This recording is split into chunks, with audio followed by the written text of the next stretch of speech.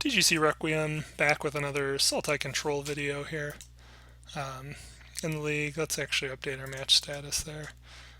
Back down to 0-0. So far we're 2-0 in the league with a 4-0 record in games. Deck's been good to us. This seems a bit slow. Probably gonna mulligan. This looks good, so we have Liliana, Fatal Push, Snapcaster to recur, Fatal Push. Not the best draw in terms of access to blue mana. The deck is, trying to cast cryptic commands and whatnot. But definitely keepable. Serum Visions just makes it even better. Opponent's on the play, starts out the Mutavault, so assuming probably Merfolk here. It's also possible that it could be fairies. The Mutavault opening, I guess in either deck's a pretty weak opener. So I think we're probably just going to go for the Serum Visions, so Watery Grave here.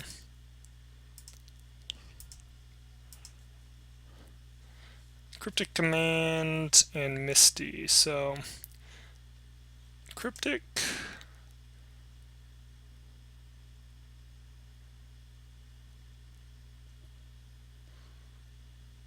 I could see keeping Cryptic on the top.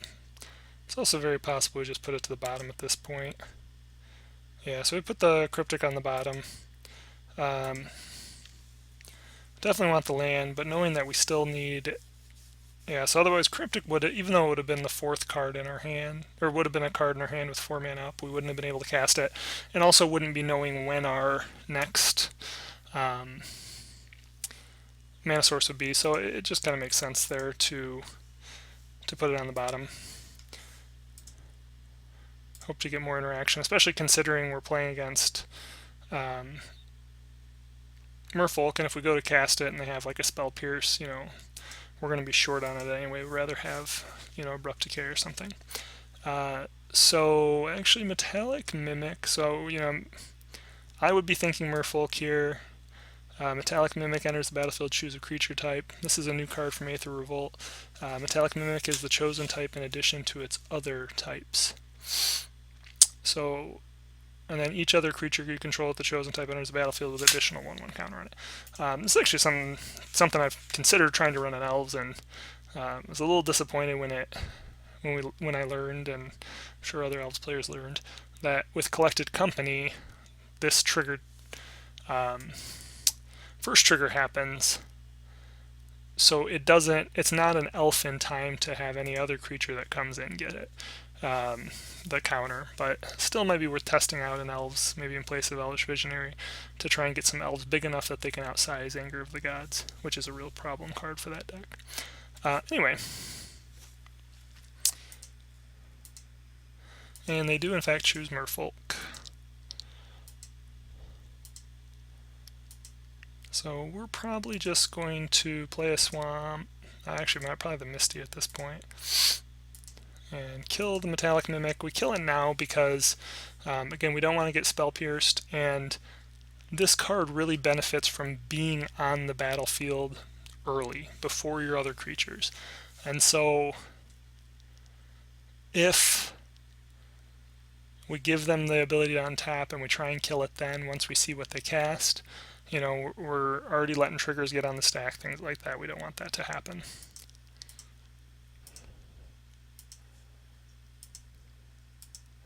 Let alone get Spell Pierced. So he plays Silvergill Adept. This is actually pretty great. So he draws a card, but this opens us up to cast Liliana, and Liliana will have a target that she can kill, which will help keep her a little bit protected.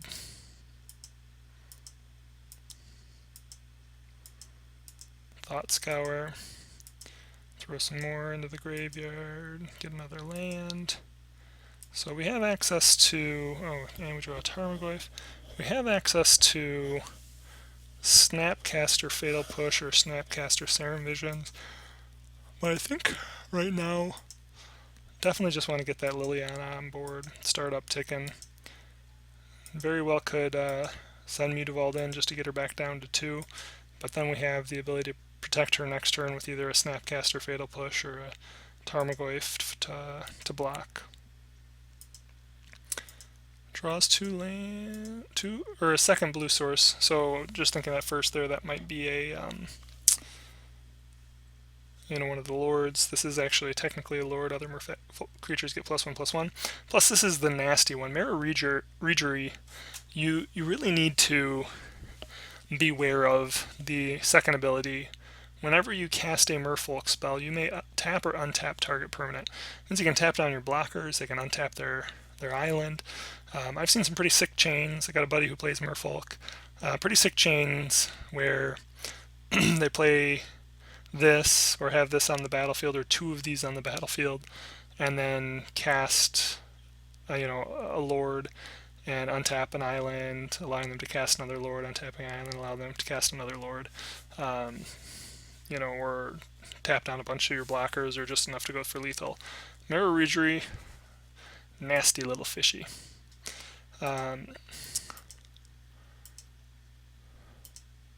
So my assumption here is, knowing my opponent is tapped out, that I'm just going to snap push this after a Misty Rainforest. Crack a Misty Rainforest.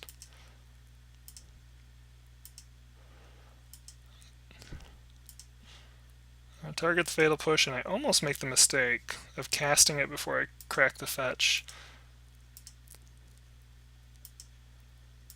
But I catch myself. New cards, gotta learn the new mechanics. And then pop the Mirror Regery, uptick our Lily.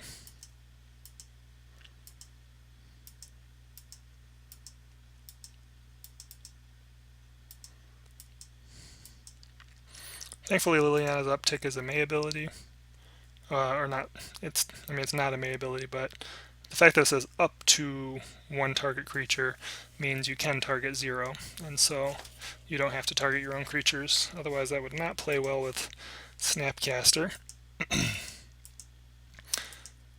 So we were more than willing to trade Snapcaster for the Mutavault if he went after Lily, but instead he plays Metallic Mimic and a Lord of Atlantis.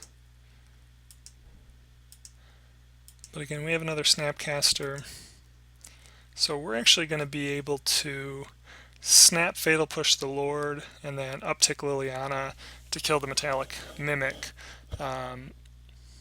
because the Metallic Mimic will then fall back down to a 2/1. And then I hope we just keep the Snapcaster back to block, because we're actually getting Liliana pretty close to ultimate.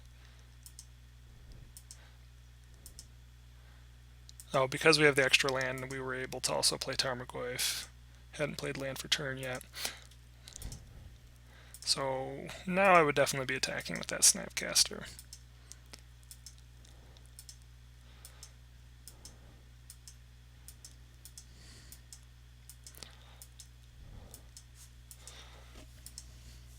Definitely done some damage to ourselves with our mana base. The fact that our mana base is heavily islands do make the lords particularly scary.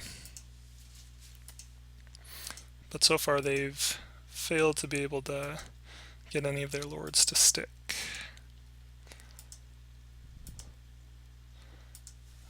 So it looks like we're just gonna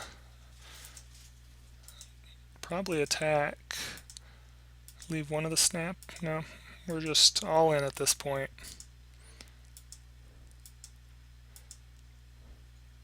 Harbinger of the Tides.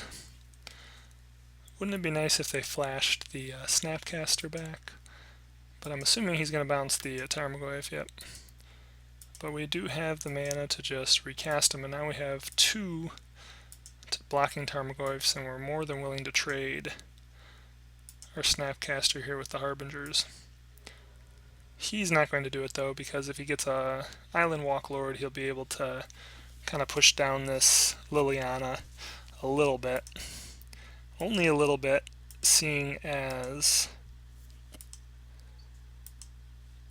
the plus, it'll be -2, -1, so a Lord would only allow it to do 1 damage. But I actually think I make a mistake here and forget, in the excitement of casting 2 more Tarmogoyfs, I actually think I forget to uptick Liliana, which actually makes this game a bit closer than it probably should be. So he actually cast Master. No, yeah, I recall this now. So he cast Master of the Waves, and then I think he ends up just conceding because he realizes that Liliana can uptake kill Master of the Waves. He can't Curse Catcher it, and that wipes all those things. And then he has to chump block because we're attacking for 14. And at that point, he's out of cards. He can't really do anything. Plus the benefit of, despite these tokens being out here, they're all 1/0 tokens. So when Master of Waves dies, Master of Waves gives them +1/+1. So all these tokens here would die as well. So we get game 1 there. Merfolk is I actually think it's a really good deck. I cannot beat it typically to save my life. It could just be that I'm playing against a buddy who's really good, and I tend to play decks that are natural prey to Merfolk. But I don't know. The deck seems just really well rounded. Anyway, so we're going to move on to game 2.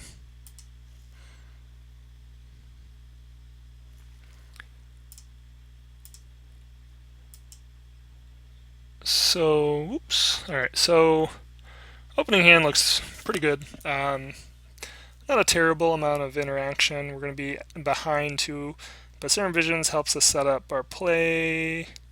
Looking for that 3rd land for Liliana. Liliana was fantastic in the previous game, so we're hoping we'll be able to get her down to do a bit of the same this one. Collective Brutality will be able to ideally take out their first Lord. So yeah, this is good.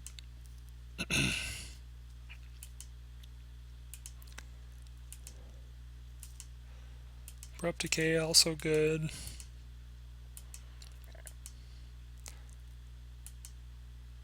Not sure why I didn't Serum Visions. Oh, you know, it's possible that I was just trying to naturally draw another card. Make sure that I had an hit my 3rd land, I guess, but usually the serums helps you. Oh, you know what? I actually know why. So if I play Serum Visions, I would have to go get a breeding pool. Technically, I don't have to, but to be able to play my Tarmogoyf, I would. And by fetching for that, I become dependent on drawing a black mana source to get Liliana. So I want to hold this up in the hopes that I wouldn't have to crack it for a green source. You know, I could get an Overgrown Tomb, but then I can't cast Serum Visions in the first place. So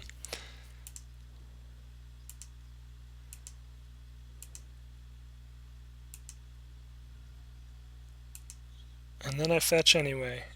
I don't know. Yeah, so I mean, I guess when I go back to it, I just don't know why I didn't do that. I feel like I should have played Serum Visions if I was going to crack to the breeding pool. Could be that I just missed it. I'm very confused by what happened there. I'll just say I made a mistake. Definitely made a mistake. So we threw down the Tarmogoyf again. We're holding the Collective Brutality for a Lord. He doesn't have a 2nd island yet anyway, so we're not concerned about the Lord. We also, you know, the Lords that they have, they give the other creatures +1/+1. We also have an Abrupt Decay, which is good, even better, but it really makes us want to use our Collective Brutality first, because the Abrupt Decay is going to allow us to kill a creature regardless of their toughness, where Collective Brutality is going to require it be a 2/2. So he gets the Marrow Regery, the real troublemaker, down. Attacks with Silver Gill Adept. We just should take this damage here.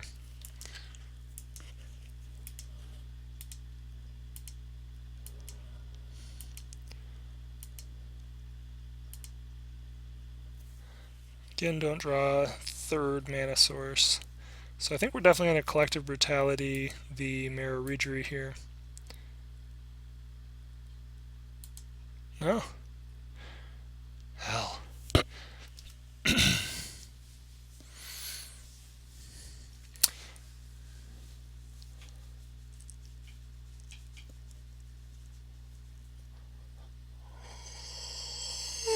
Excuse me, I'm a little tired. I guess at this point, the only thing I can think of is that looking at how his board has started to develop, if I don't get another land, I am pretty much out of the game anyway. And so I'm Serum Visioning. I've missed 2 land drops already. I mean, technically I haven't missed 2 land drops, but if I don't hit a land here, the game could quickly get out of control. And so it could be that I'm just forcing it and then just really saying, hey, I need to draw a land here and set up some lands. So we actually draw a land. Unfortunately, it's a tapped one. I think we end up keeping Delta on top with Visions on top of that. That way we can get another land the next turn. But we're kind of in trouble if he gets a Lord here. Spreading Seas our swamp. That is unfortunate. What's even worse here, so I tap this for black in response, but I have nothing I can cast for black. If I had let the Spreading Seas resolve first, I could actually tap it for Dispel in case he went to play like a Dismember on my Tarmogoyf. So a little bit of a bummer that I did that. Magic's hard sometimes.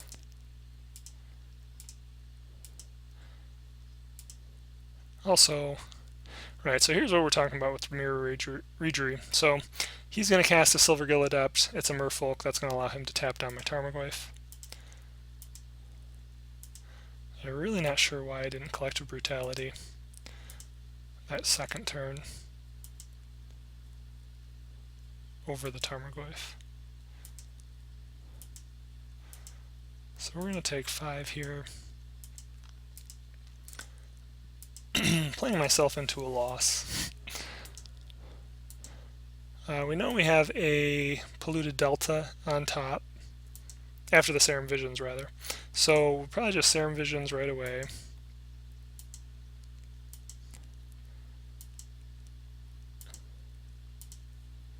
So we had 2 more lands.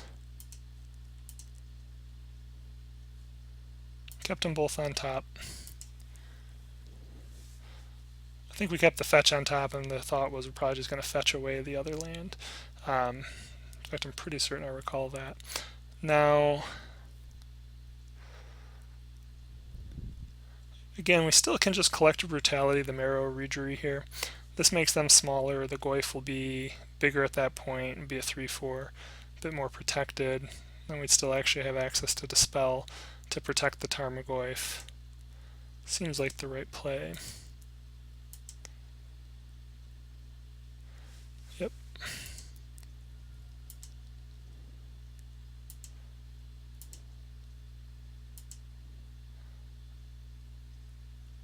Okay, and so, interesting. Instead of holding the mana up for Dispel, I just go for Tasigur, which makes my Tarmogoyf tiny, but at least able to trade. Now, Merfolk is a deck. You can tell as I stumble through talking through my lines here why I struggle with Merfolk. But Merfolk's a deck where, like, obviously the more resources they can get together, the better they are. But they also have such good tempo elements. Here comes the Dismember finally. So again, if we had not cast Tasigur and he tried to dismember the Tarmogoyf, we would have had to spell up. So looking after this match, it seems really clear to me. And it's not because I remember this in the match. Maybe I was a little distracted or something. I have been home. My mother's been over watching my boy, and so sometimes I have people kind of talking to me while I'm playing, and that could be an issue. But Still seems pretty clear to me now as I look at it. Another Silver Gill, draws another card. At least the Tarmogoyf's big enough to block now. Gets a Metallic Mimic down, naming Merfolk again. So to me it looks like this guy should just attack for 4. He's going to lose a creature but attack for 4 damage. But he passes. I think this is a mistake. I'm pretty sure this, I'm starting to remember this now. I feel like I should have lost this game in many ways, and as I rewatch it, there's no reason in my mind that we shouldn't have lost this game, gone to a game 3. But I think he is a little too tentative, and it costs him big time. So he could have gotten, no, he would have gotten 2 damage here. I'm sorry. So he attacks for 2 damage. Loses a Silver Gill. The next turn he could attack, with the Mutavolts. I still think it's the right play to attack there. I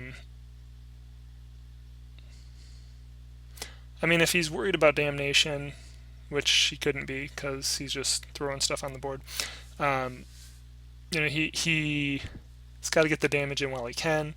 I think the fact that we could activate 2 Mutavolts the next turn and potentially attack for 8 when I'm at 8 with one of those creatures getting blocked, maybe attacking for 10 to get 8 damage in. Yeah, he needed to attack here, and he didn't.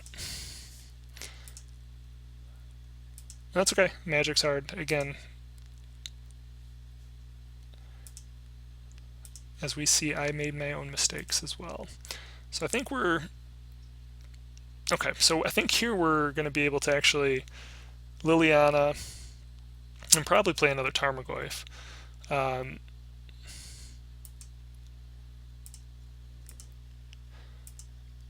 this point, the Metallic Mimic is definitely the one we want to kill because not only is it a creature, but it's an artifact which will make our Tarmogoyfs bigger. And the Mimic makes his creatures bigger. Probably go get a island here.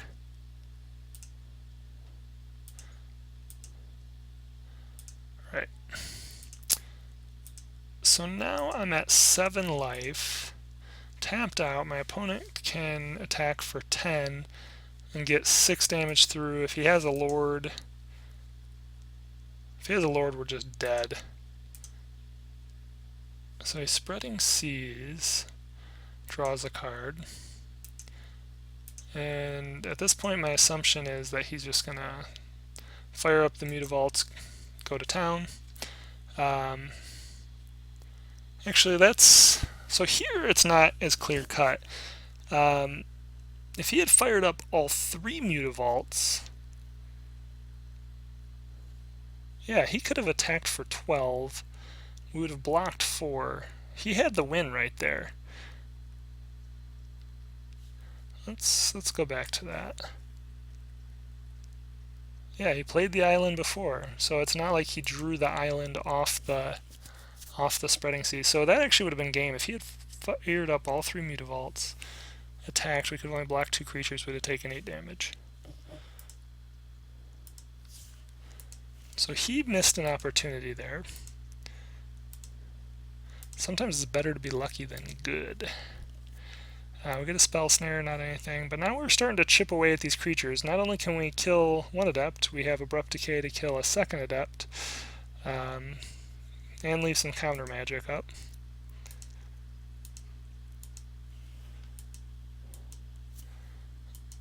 However, I'm pretty sure we leave the Abrupt Decay up on our end. Harbinger of the Tides, which only bounces tapped creatures. What we're really worried about is a Lord. Even though he flashed it in for 4 CMC, still a 2 CMC creature, so Spell Snare gets it. Again, if he gets one of his Island Walk Lords, he still can attack for 8, but that's why we have the Abrupt Decay up.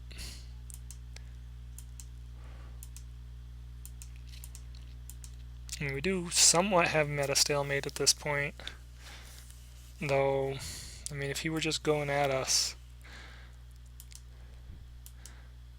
it kind of gets to a point of no return here.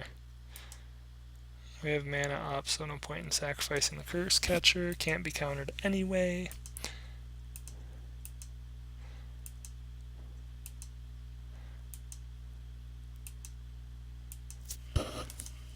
So we're actually just gonna... I mean, we're just looking like we're gonna get away with one here. One that we had no right to win. Not only did our opponent have a better draw, they outplayed us. Or, sorry, I shouldn't say they outplayed us. We definitely did not play well ourselves. We really helped them get into a strong position, and they should have closed out. Apologize to rant on about this. I don't mean to disparage the opponent. I don't mean that in any way. I just feel bad going through this video knowing that I should have lost. I remember thinking at the time that he should have attacked, but it was even worse than I realized. He literally had the kill. So it gets the Silver Guild down. Here's the other thing. So again, he could have just attacked with the... Well, I guess the concern about attacking into the... with the Mutavaults and the 0-1 Tarmogoyfs is, what do I have in hand? So I guess there's some... makes some sense, but... I think I might actually activate the Tar Pit here and just trade off for the Mutavault, because at this point our Goyfs are... no, just trade one of the Goyfs. Either way, we have to protect the Liliana. Would have thought that I would have activated the Tar Pit to block there. Oh no, because it's a land for a land and I wanted to make my Tarmogoyf bigger. That actually makes more sense. Keeping... Oh, I know, sorry. I needed to make sure I kept double black mana for Damnation. Anyway, so we're going to Ultimate Liliana. That makes Tarmogoyf a little bit bigger. We're going to Thought Scour. Makes Tarmogoyf a bit bigger. Play a land. And now we're going to get some zombies again. If he gets an Island Walk Lord, 1, 2, he still can activate 2 of these for... Yeah, he has lethal.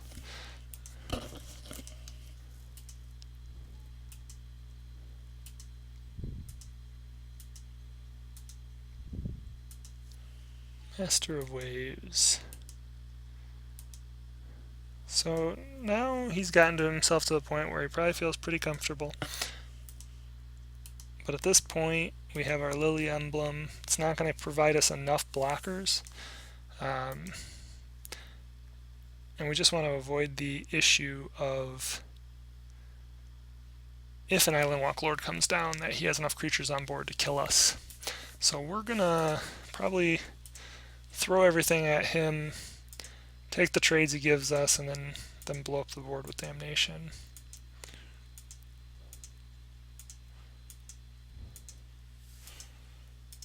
Let him line up his blocks.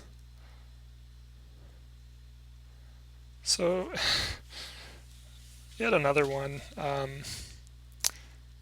he really needs to do is chump here, make sure he has enough. He still has enough to get back lethal.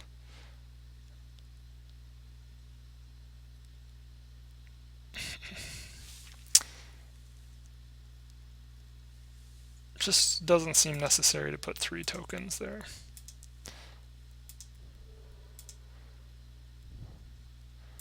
And then we just blow up the board.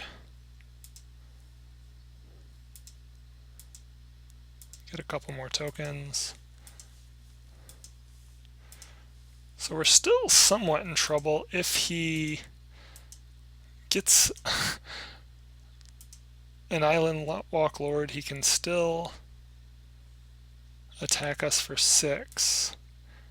If he gets any Lord, you know, we have to start trading zombies against the Mutavaults.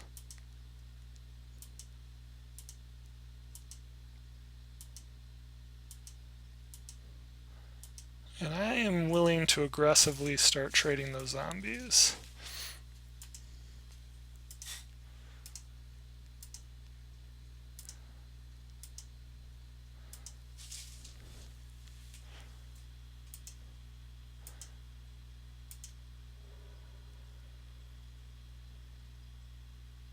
Especially against the lands.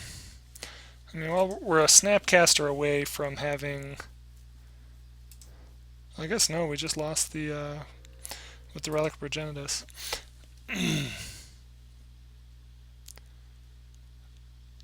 So we're now going to get to throw down a Grim Flare, keep Creeping Tar Pit up, and get a couple more tokens.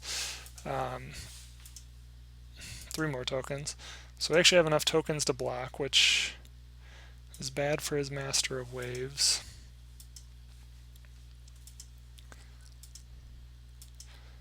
Finally turns on the Mutavaults.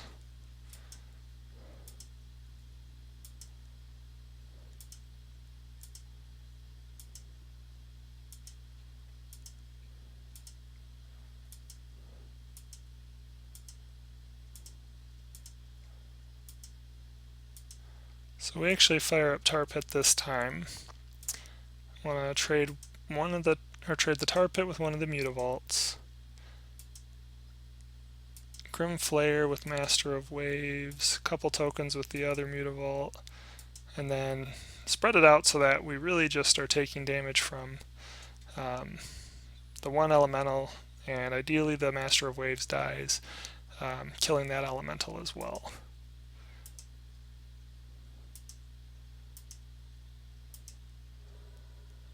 And looks like damage occurs. And we have an empty board, save 1 zombie, because it can only do 3 to the 4. And now he has no resources. We have a Tassiger that we actually can cast.